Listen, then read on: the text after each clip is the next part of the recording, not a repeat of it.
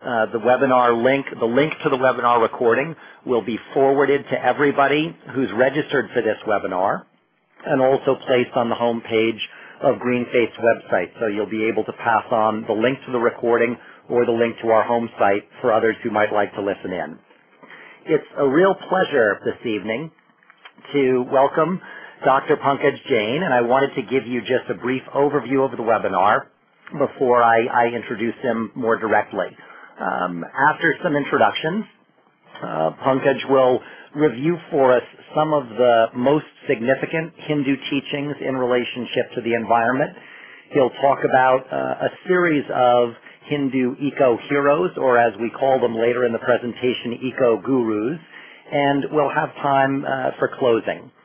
A couple of logistical notes. Because of the number of people who've registered for the webinar this evening and the potential for disruptive background noise, we'll be keeping everybody on mute throughout the course of the webinar. That doesn't mean, however, that we don't want to hear from you.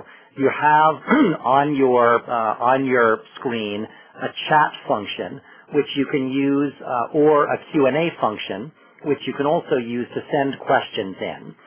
And if you send those questions, I'll see them, and at an appropriate time, I'll pose those to Dr. Jain and work those into the discussion. So, if we are ready to get started, Pankaj, are you there? Okay, I think I may have you inadvertently muted, so I'm going to try that. Let's see. Pankaj, are you there now? Yes, I'm here. Good. I got you unmuted. So welcome, and thank you so much for joining us. Everybody has a picture of you there on the screen now, along with a brief bio sketch of your qualifications. Obviously, you are a scholar with a focus on Indian culture, Indic traditions, Indic films, Hindi and Urdu languages, as well as Sanskrit. And we know from our friendship with you that you like very much to explore the ways in which these ancient Indic traditions speak powerfully to contemporary issues. And we've been really pleased to have you as GreenFaith's Hindu and Jain scholar in residence.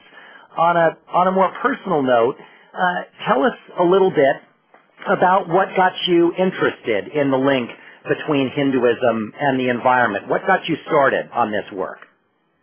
Yeah, probably what got me started was my upbringing in India, and when I came here in '96, I did get a cultural shock as soon as I landed on JFK Airport, and I saw these billions of cars flying by all over the airport and everywhere else. And the first question that struck me is how are these cars going to run once the gas runs out? Gas is not unlimited. Petroleum is not unlimited, and here are these millions and millions of cars. And what are we thinking? Are we thinking long term? That was the first question in '96 when I was not even in academic world. I just came as a software engineer, and America probably made me more religious. And in 2002, I decided to leave my IT career and join full-fledged as a student of religion first at Columbia, then at Iowa, and then I became a professor of religion and ecology here in UNT Denton in Dallas area. So that was the first question. That question was always on the back of my mind. And then I took a course in Iowa when I was doing my PhD. I took a course on world traditions and ecology, and that course was also very inspiring. And I saw that there is a definite scope for all the world religions, traditions to be able to contribute to solve these global problems, not just ecology, but many other problems like health issues, like pluralism, diversity, how to live together. There are so many things that can be learned by studying the different traditions which have been living together for thousands of years in all over the world, and especially in Asia, where I come from. All these traditions have long history of living in harmony with the nature and in harmony with each other. So Hindus, Buddhists, Jains, Shintos, and Taoists and Confucianists have long history of living sustainably together as well as together with the nature. So then I decided to choose that as the theme of my dissertation, and I just didn't want to deal this topic just as theoretically, but I did go to India and studied these community in action. I went to India, I spent my a lot of time there in India, and I thought that there is a great story to be told, especially the three communities that I chose for writing my dissertation. The Swadhyay Parivar, which means the global family to study the self, which is the literal meaning of the word, Swadhyay Parivar. Second is the Bishnoi community of Rajasthan, which have a history of about 300-400 years ago when they started in Rajasthan, and how they, the first example, and we'll see in the webinar in a bit, and the Bhil community, which have their own sacred groves. And so those were the three communities that I thought they are the concrete examples of living sustainably with the nature, and that's what became my dissertation, and now it has just come out this month as a book also, which you see on the screen. And we want to congratulate you on the publication of the book. And as you said, we'll be talking about a number of the communities that you feature and describe in much greater detail in the book. But just so that everybody knows, the book cover is featured there. It's available from Ashgate Press, and we're so pleased that you've got that volume out there, and it's been very well received by critics in the field. Well, thank you. Now what we're going to do is to have you, Pankaj, walk us through a number of important Hindu teachings in relationship to the earth, and I want to apologize in advance for any mispronunciations which I make, and I'm sure that I'll make some. But these teachings are all drawn from a document that you wrote for Greenfaith called 10 Hindu Teachings, 10 Vital Hindu Teachings on the Environment, and we'll be emailing a link to that document to everybody who registered for the webinar as well. It's also available for free on Greenfaith's website. But tell us about these first two teachings, Pancha Mahabhutas and Ishvasayam. Ishavasim, right, yeah. Thank you. No problem.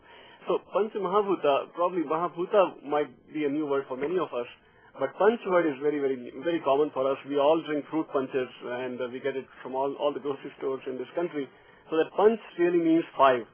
But what we get in grocery store is just some red or blue fluid, and it just doesn't have any 5 fruit juices.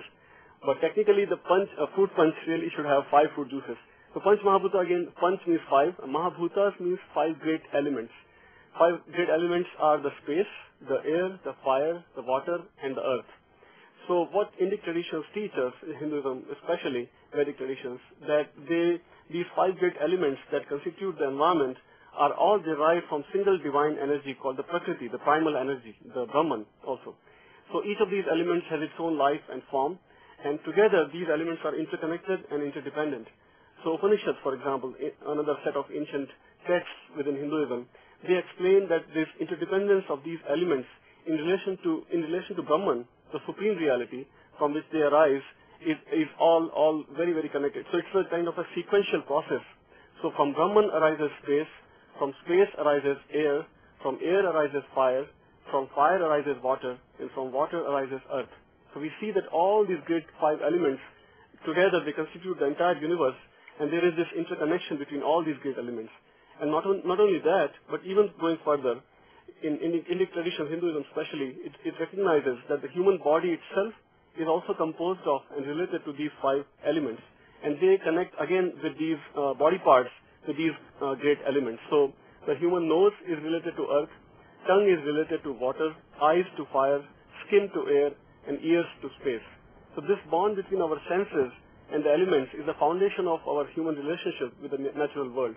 So for Hinduism, for Indic traditions, for Dharmic traditions of India, nature and the environment are not outside us, not aligned, not alien or hostile to us, but they are an inseparable part of our existence, and they constitute our very bodies.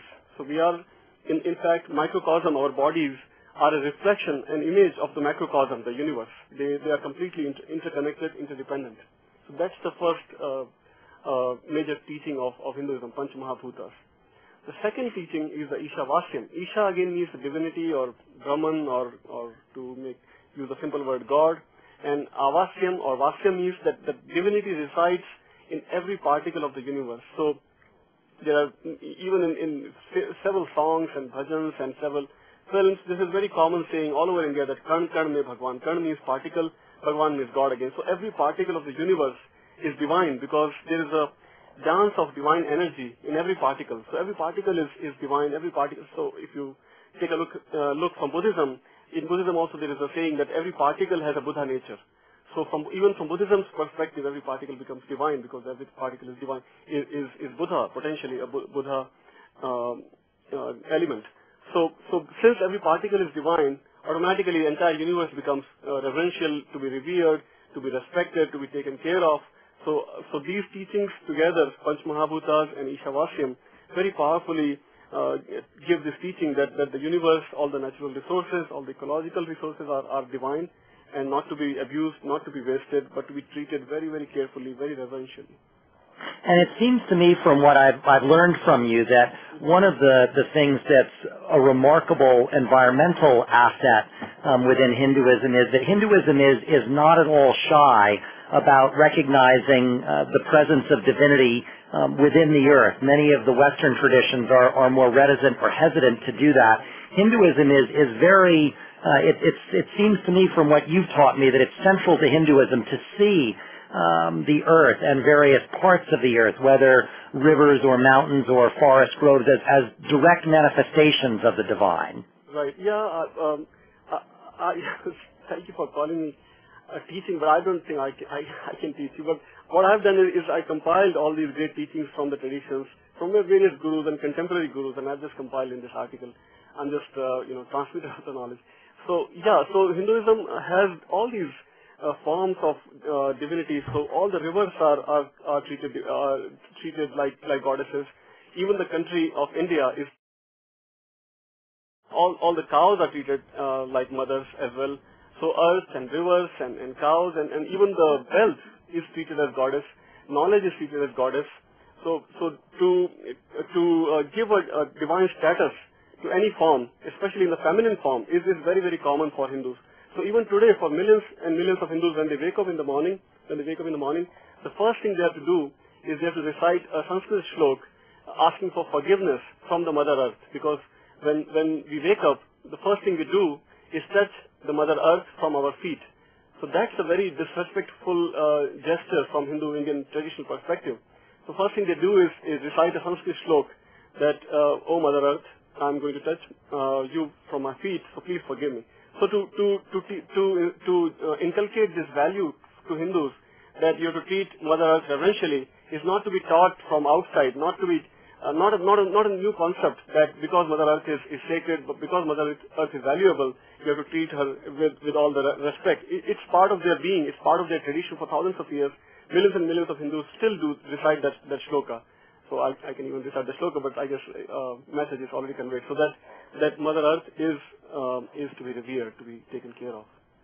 So tell us a little bit about the two terms on this present slide, dharma and karma, words which many in the West are familiar with, but they may not understand them fully, and they probably don't necessarily understand their ecological significance or applications. How would you describe these two terms and these two Hindu teachings?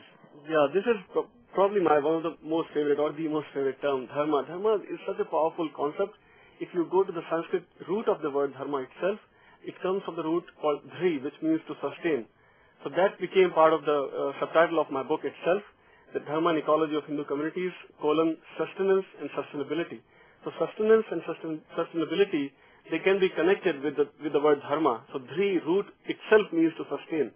And dharma is then translated as duty, as virtue, as physical characteristic and religion. But in essence, dharma itself is all about sustainability because the word itself means to sustain.